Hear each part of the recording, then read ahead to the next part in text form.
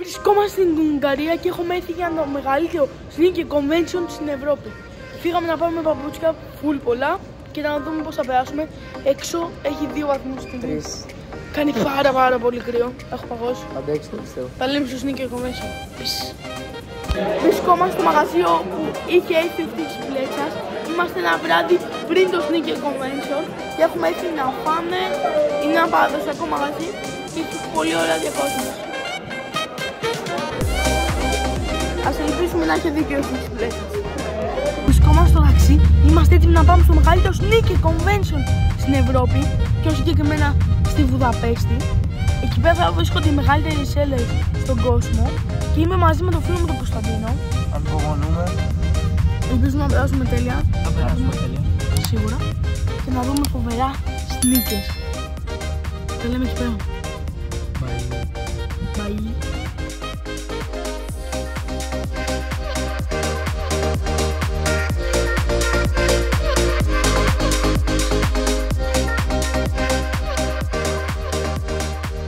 Φτάσαμε, κοιτάξτε τι γίνεται, μπρο! Χαμός. Full hype. Πάμε να πάμε στο στήριο για να μπούμε μέσα. Let's go.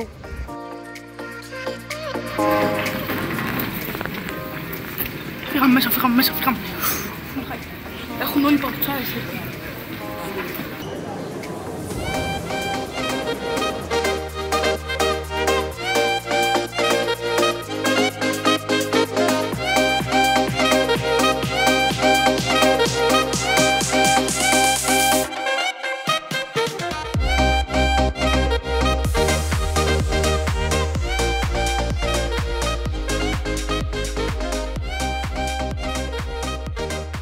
Βρισκόμαστε στο sneaker convention, συγκεκριμένα στο Φλάρκι. Είμαι εδώ πέρα με τον Γιάννη Μινούδη. Και θέλω να του κάνω 2 ερωτήσεις. Πώς βλέπεις εδώ πέρα το sneaker convention?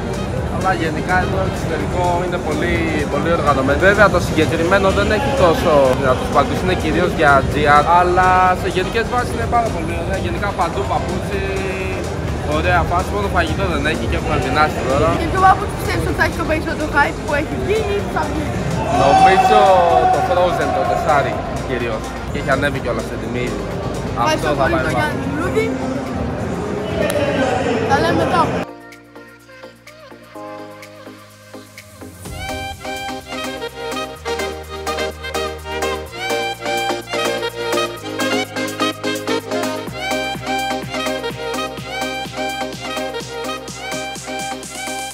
Μόλις σκέφτησα το coin flip και πήραμε το Jordan 4 Frozen Moment.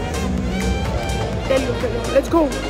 Κερδίσαμε το coin flip και το πήραμε σε πάρα πολύ καλή τιμή. Είναι το Jordan 4 Frozen Moment. Εδώ πέρα έχει τις μεταλλικές λεπτομέρειες. Από κάτω μια ωραία σόλα. Εδώ μπροστά sweat. Και γενικά είναι πολύ ωραίο παπούτσι που πιστεύω ότι θα ανέβει αρκετά η τιμή του.